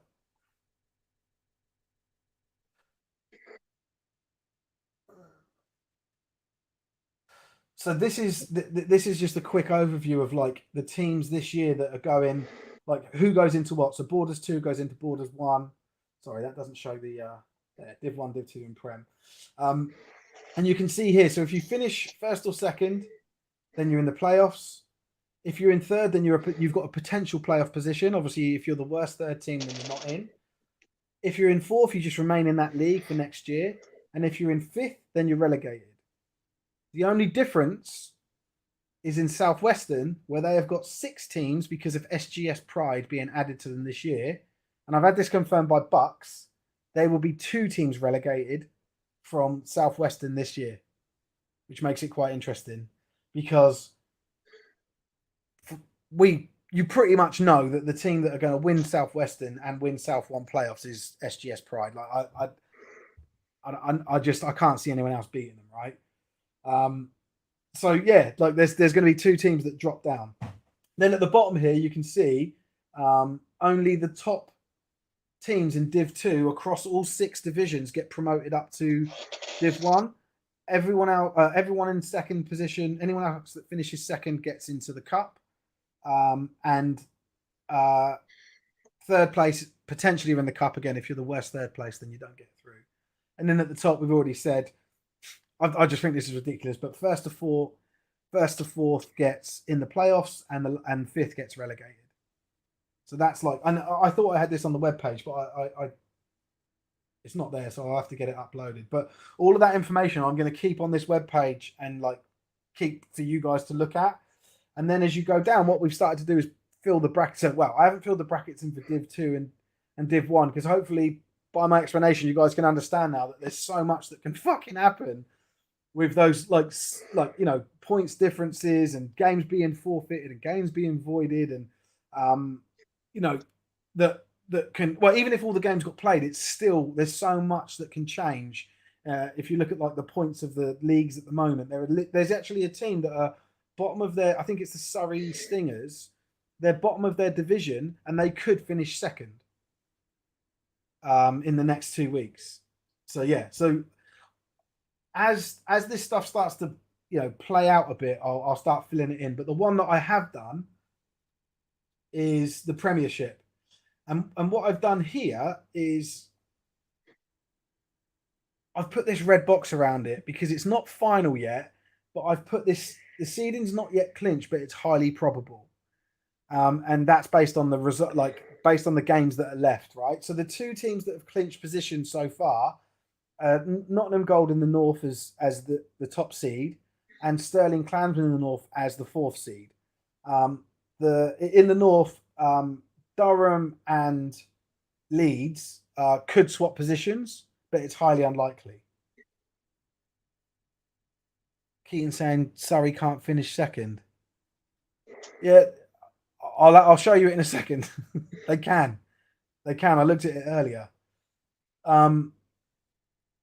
So then you've got mathematically they can. That's what I'm saying. And I'll show you.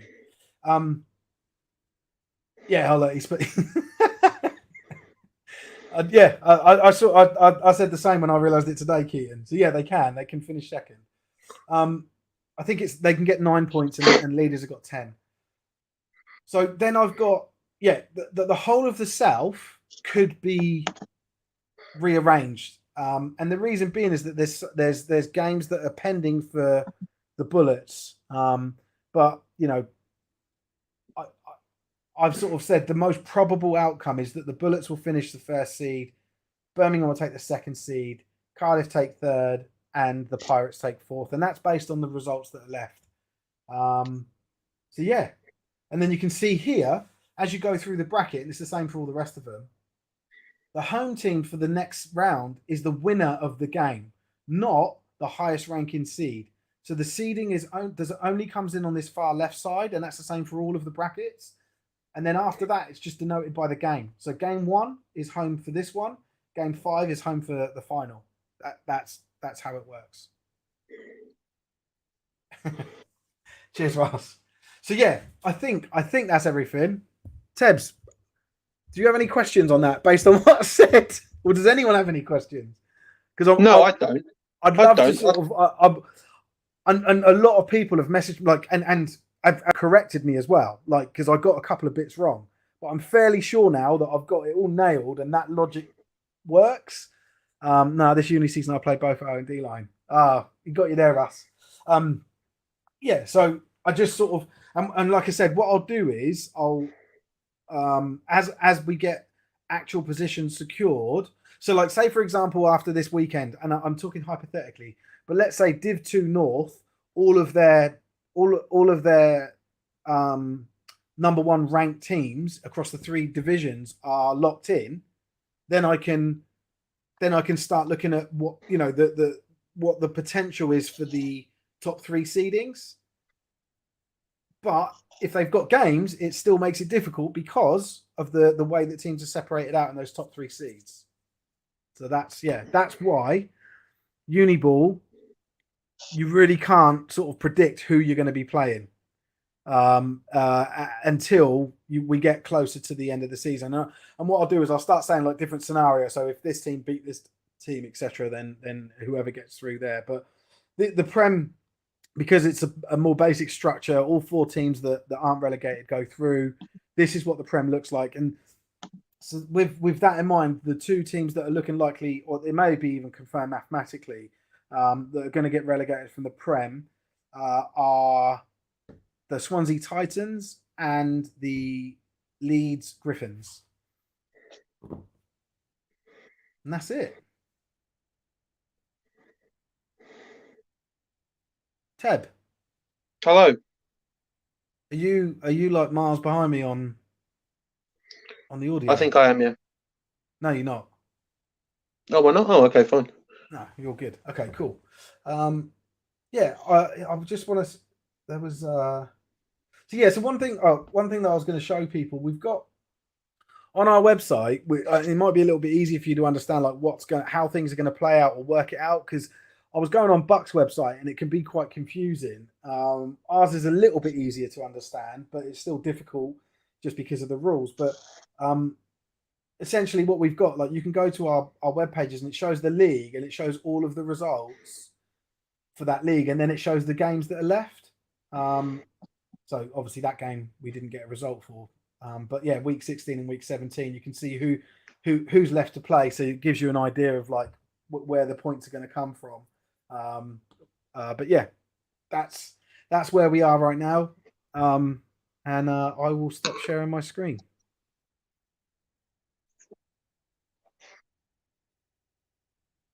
Ted, over to you, mate.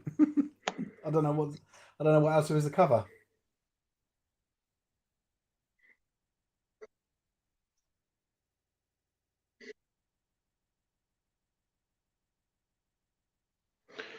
No, honestly, no. Thank you for putting that all together, because it is something that I didn't understand. I understand it considerably better now.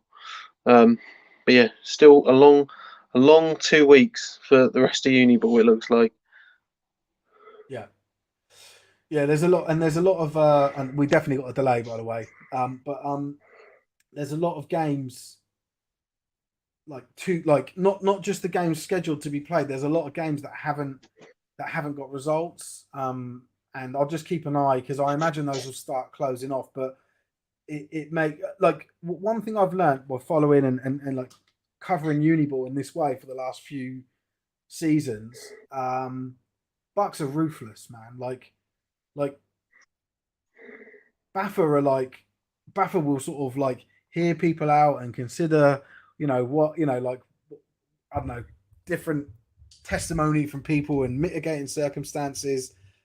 Bucks don't care. Bucks are like, you didn't do what you were supposed to do by the time you were supposed to do it. This wasn't possible.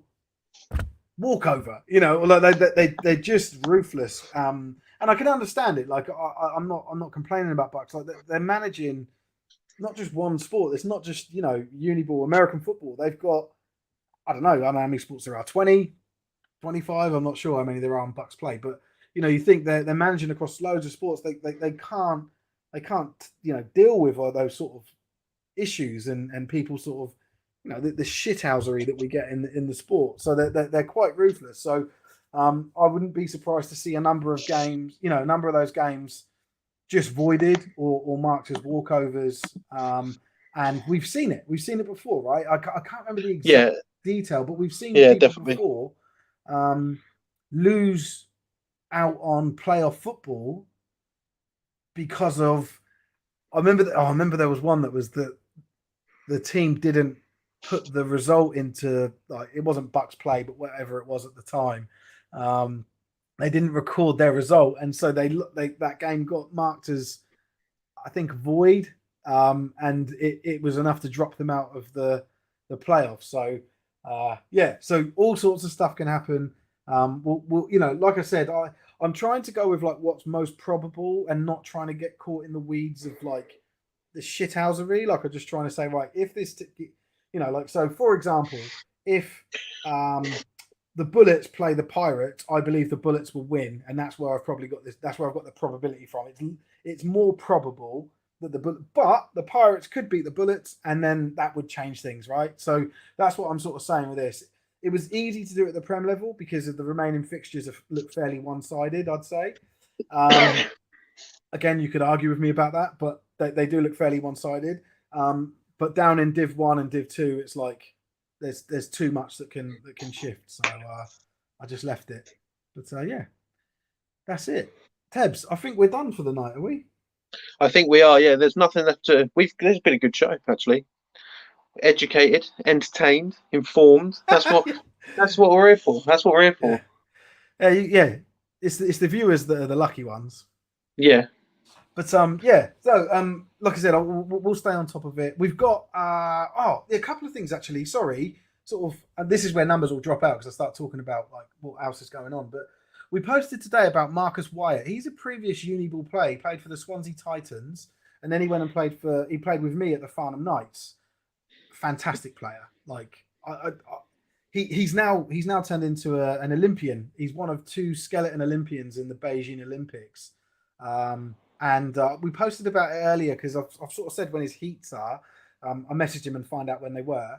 And I said, like, I've done a post to say, like, if you want to say something to him and wish him well, then do so, because I'll pass it on to him, and I genuinely will. Like, I know Marcus, and so yeah, I just wanted to sort of resurface that in this show and sort of say to people like, it doesn't matter if you didn't know him, you know, if you do want to encourage him, it's an amazing, like, I think he's been at this about 8 years now, and this is the first time he's qualified for the actual Olympics. I don't think he got in Sochi, so like it's a big deal for him. He's he's a sponsored athlete, and yeah, he's a lovely guy too. So I just thought I'd sort of give him that plug. And then the other thing is that I think and I hope that by the end of this week, fingers crossed, we will be called Sport Tank. We'll have our new name and our new website launched and everything. So yeah, that's something exciting to look out for. But yeah, just to warn you, like if you do see Sport Tank, don't unfollow. It's still us. Yeah. It's just we got a cool new name and cool new branding and cool new website, and we'll probably have cool haircuts. Well, we'll get Teb a good camera, some good lighting, and good internet connection. Yeah. Let's focus on the internet connection first, and then we'll work out. I don't know how I'm supposed to help with there. I need to. I do know. I used to be a broadband technician actually, so I could advise you. Well, I'm surprised. Southern One possibilities. Oh yeah. This guy asked about Southern One. So let's bring up Southern One, right? Sorry. Thank you for reminding me, and sorry for everyone that I just sort of wrapped up on. You can all leave if you want. Just Ahab stays on because he wants his soundbite.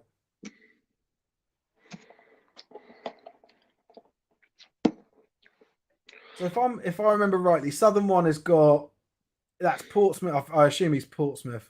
Portsmouth, Surrey, Sussex, Royal Holloway. Yeah, I've got it up now. Hertfordshire, Royal Holloway, Portsmouth, Sussex, Surrey. Right, cool. Let me just get it up. What sticks out to you, Tebbs? Let's get you to stick it. It's interesting. Like, Hertfordshire are obviously top of the table by a couple of wins, but yet they've still got a negative point differential, which I think is very interesting. Like, the thing with this is because there was a number of draws, mainly for obviously Royal Holloway, Surrey, and Hertfordshire. There's 11 points, and like that 1 point for the Hurricanes could really tie it all together for them. And then it really comes down to Royal Holloway and Portsmouth. Like Sussex could realistically sneak back independent on the amount of games they've got left. But yeah, so it's interesting. This is the one I was saying that the Stingers are bottom and they could finish second, right? Which is crazy. So literally anything goes. Let's just look at the remaining fixtures. So you've got Holloway versus Sussex. You've got the Stingers versus Holloway, and then you've got the Stingers versus Portsmouth. Hold on, that says the Stingers versus Portsmouth twice. Oh, cool. Hold on, that's got. Sorry, it's counted this Wednesday game within week 16, so that's why. So the Stingers have got 3 games within like an 8-day period, which could be a challenge for them. They just got beat 54-6 by this by Sussex, but in their other games they did all right. Like, so 6-17 there, 7-6 against Hertfordshire there. They beat. It's weird that they beat Sussex in. They got thumped by them. 14-0 against Holloway. But it does look like they struggled recently, right? So so it's basically whether we think it's that like, but they could. So theoretically, they could beat Portsmouth twice and the Bears once, and they would. And as long as if the Bears lost to Sussex, then they would leapfrog them and end up in second place. Let's hit. So that we're being pushed for Surrey play Portsmouth twice because the first game got called off. Yeah. I'm glad it's being played rather than postponed rather than like a void. Well, we'll see. I think it's a tough call for them. How do I think the game's going to play out? Because that's the question. Tebbs, how do you think it's going to play out? Or do you Well, want me to obviously, I've answer got the first? bias here in that, like, I think it would be really funny to go down to Portsmouth. Are you just going to say Surrey are going to win and twice No against? slagging off. I know I've learnt my lesson. No, it's interesting. It's like Portsmouth have been on a roll. Um, but Surrey are keeping it. They've kept it close in the first half of the season, but it's difficult to come off a loss like the one against So Sussex. normally I would say betting against the team, these teams are good teams, right? We're talking Div 1. I'd say betting against any Div 1 team to lose 3 games, you'd be a bit of a fool to do so across a season, right? Because anything can happen. But these are 3 games played in 8 days. Yeah, that is true. And that is true. I can't see them winning all 3 of them, right? And so if I was putting money on it, I would say that Holloway and Portsmouth Destroyers win both of their remaining games. That's what I would put my money on. But I know it doesn't feel right to do that because it obviously says that Stingers lose 3 times. But that's what I think would happen, and then that doesn't actually change the league structure because, if Holloway win twice, then they leapfrog Hertfordshire, so they finish first. The Hurricanes finish second. And Portsmouth finished fourth with 10. Third with 10. So that's my answer to your question. What's this? What's TNH mean? Portsmouth will play away at Imperial. I don't know what TNH mean. I'm not up on. I don't know what TNH means. So maybe it could be a typo. Harrison, let us know what you mean there, mate. But yeah, that's what I think. What do you reckon, Ted? What's your call?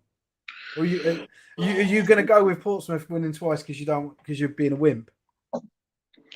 No, what do you mean? I agree with you. Like it very well could be that Surrey win their first game, but then you're right in 3 games in 8 days. Are their second games? So yeah, no, because Portsmouth have been on a roll. No, I'm gonna go for that. Yeah, I think. Sorry, I think you're probably going to lose these next 3 games.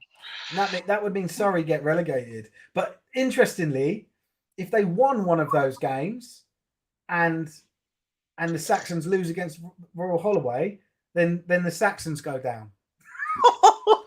So there's something to play for, right? Like Sussex are coming off of a big win. No, they're not. Oh, Sussex are. Sorry. Yeah, you're right. Yeah, and that's a good point. It's a good point. But I think the Bears are a better team. I like Sussex. They were great. I keep talking about 2019 because that's the last time we had competitive football, right? They were really good that season to get promoted. I wouldn't like to see them go down. I think they can compete at this level. They're a good team. I don't think they're good enough to beat the Bears. Although, it's a really good point that they'll be buoyant, wouldn't they? Like they've done all right, but they did lose to the Bears a couple of weeks ago, 27-0. They didn't even manage to score against them. So I just think it's. I just think that one is going to go the Bears' way. And then Charlie said Portsmouth were beating Surrey 17-0 in the first half before the game got called off in December. Cool. Thanks, Charlie. I probably knew that at the time, but I didn't recall that. But okay, cool. So that's could you see Sussex or Surrey be promoted in the future? Well, yeah, of course. I think they're both good enough to play at that level, and I mean, it's sort of. I think it's interesting because I think we're getting to the point now where we should be. I think they do need to restructure the divisions. I think the Premier needs to be a bit bigger so that you don't have this either your playoffs or your it's like feast or famine. You're relegated or you're getting into the playoffs. And I think Div 1 should be bigger. I think there's enough teams to sustain a bigger Div 1. Oh God, everyone's asking us for our thoughts on all the different. We should have just done this, Tebbs. So we'll do Northern 1. Let me just find Northern 1. Nope, that's Prem South. This Someone's also asked about Southeastern one. Oh, Jesus Christ. Right, Northern one.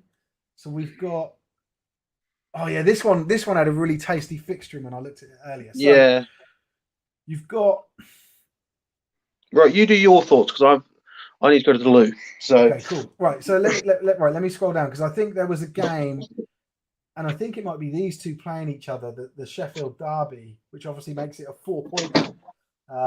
Let's have a look. Yeah, there it is. It's this weekend. So Sheffield play. So this is the Northern one, right? Sheffield play each other, which is big rivalry. My brother used to live in Sheffield, and I went and saw a Sheffield. I think it was the Sabres with the home team years ago. It was really good. And then you've got the Braves versus the Tyrants. Now, you've also got this pending game here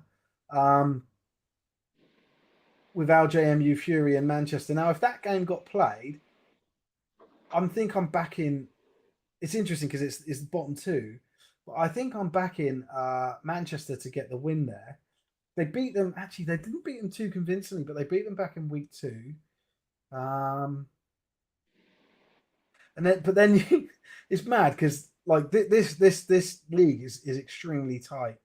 But even there, the Braves versus the Sabres, just 1 point in it.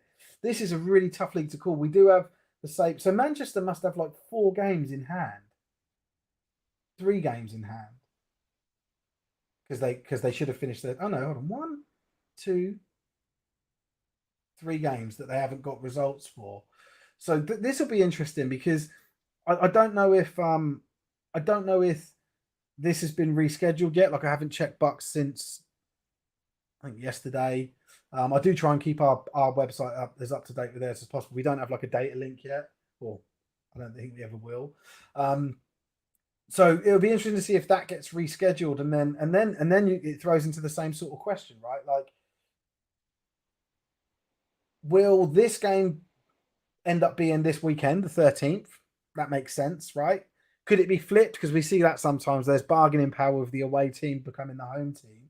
And then do Manchester have time to fit in another? So they'd play the three games, right? Now the outcomes of those will make a big difference. It's funny because they had that forfeit against Derby as well, so they haven't tested themselves against Derby. I find this one really tough. I think they're certainly in a stronger position, right? They're essentially on a par with Sheffield Sabres if you look at trend. So they've played 5, they've got 5 points. They could win this next game and they'd have 6 games played and 7 points to be in line with Derby. Fury played Derby this weekend.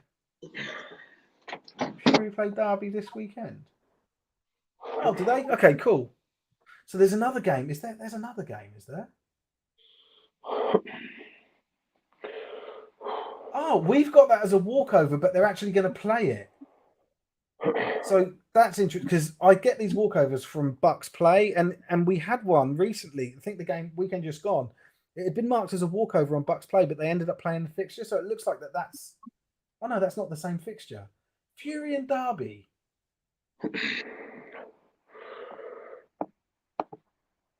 I don't know why. Oh, we haven't got it on here.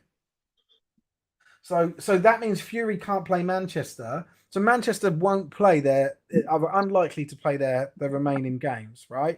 Because their opponents won't be available on the weekend. It's unlikely that in the next 2 days they're going to rearrange that game or the previous one. So you might have a voided game here. God, this one's so tough to call. How do I think that's going to end up? I genuinely don't know. And I know it's a bit of a cop out, but it's so tight. It's so tight. Because even the Fury could be saved. Manchester could end up going down. But Fury have got the worst points difference. I think, just on the strength of this, it's really strange because I just said that Manchester could be considered on a par with second place, but they could also go down. Yeah. It's that bad, right? How do I think it's going to play out? I think Hallam will beat Sheffield Sabres. I think Hallam are going to win their last game. So they'll finish on 12 points. The Sabres. Have the Sabres got another game to play? Oh, that's that. That game, I reckon that game. Right, so let's figure this out. I think that game gets voided. And I'm just saying that it could be a walkover, but let's say that game gets voided. So that's gone. So that means Sheffield finish on 12. The Sabres finish on 7 points. Then you've got Derby. Derby play Manchester.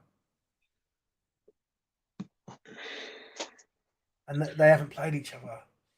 I fancy Derby to beat Manchester. Partly because of this result here, but I just think Derby. I find it really strange that Derby aren't a Premiership team. I always think they're going to go back up every year. So maybe it's because I've got a soft spot for them. But the Tyrants came up from Div 2. I think the Braves win that game. So let's look at that. So they then end up with 7 points. And they're unlikely to have to overcome that points differential, 55 points or 56 points or more. So they end up third. And then you've got... Oh, no. Well, not end up third. Let's look at the Tyrants. So we said one game voided. And then they've got Derby. Oh, they've got Derby twice. So if they lose left? both of... Yeah. Oh, yeah. Sorry, you said it's being replayed. Sorry. Yeah. Well, if that's like, this is what Max has said here. So I think. Sorry, I know I'm working this out as I'm going, but there's so many variables of it. I think Derby, if Derby beat the Tyrants twice, then they end up second, Sheffield third, and the Tyrants, if that game's voided.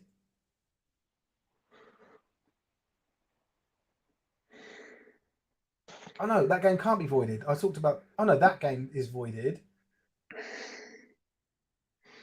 They still have to find time to play this game. It's really down to whether that game gets... So, amazingly, based on this other game getting voided, the result of this game being played or voided or a walkover, if that gets played, the winner stays in Div 1 based on my prediction. So that's and I think the winner, based on what I see here, I think the Fury would go down. I think Manchester would win that game. There you go.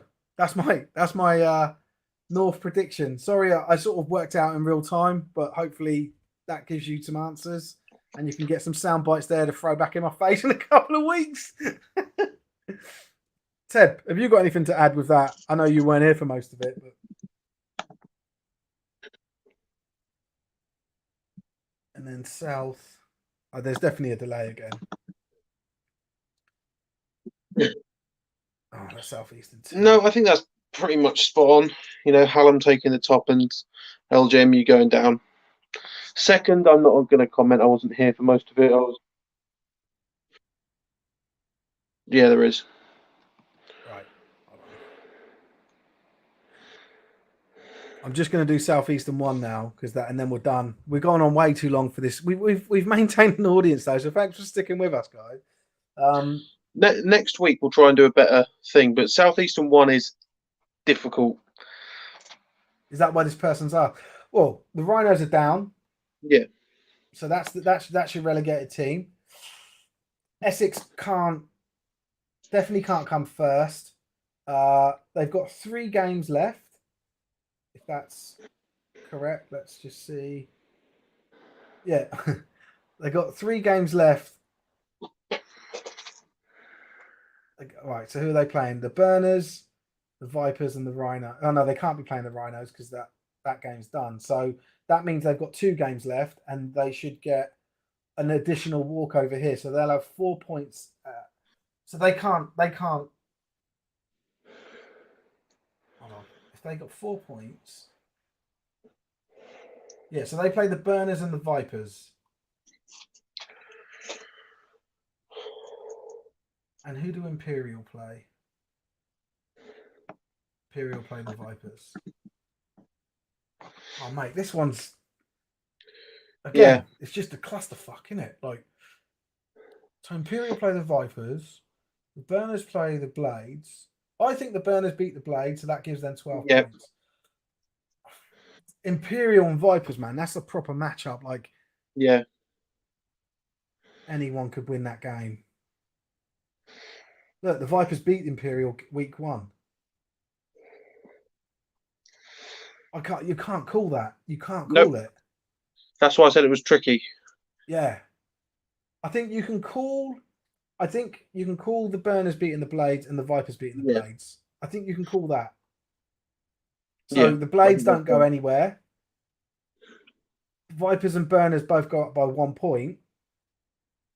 And then it's between Imperial and the Vipers. Now, if the Vipers win that game, that's it. They can't overcome that differential. Well, they could, but it's unlikely, right? So I actually think what you're seeing here, this ranking is what the end of season rank will be. Different points, different whatever, but I think that's how it will end up laying once all said and done. Completely fair. Well, actually, no. Because if the Burners win, then they go to 12 points. They've got a better differential than the Imperial. Obviously, differentials change with games, but that's quite a big differential. So if they ended up on the same points, Brunel would win. So if the Vipers win, then they end up third. So I think the Vipers can only come in third. That's what I think. And then it's between, and then if they lose that game if the Immortals lose that game to the Vipers, then they end up second and the Burners come first. I'm going to say that's what's going to happen. I want to be controversial. I'm going to say, so I'm going to redact my previous statement. I'm going to say the end of the season is going to be the Burners 1, Immortals 2, Vipers 3, Blades 4, Rhinos 5, obviously. What do you reckon, Tebbs? You're gonna go the other way, just to. From the start, this division's been, quite hotly contested. It's decent. I don't know. There you go. I don't know. That's my answer. But I think based on I think the most important game is the Immortal versus the Vipers, because I think Essex are just a little bit out of sorts. They're not going to go down, because the Rhinos have already taken that spot. So they got some time to regroup for next year. I can't see them doing enough with their remaining results to change their league position. The Vipers, I think Brunel are going to go up to 12 points, so the Vipers can't catch them.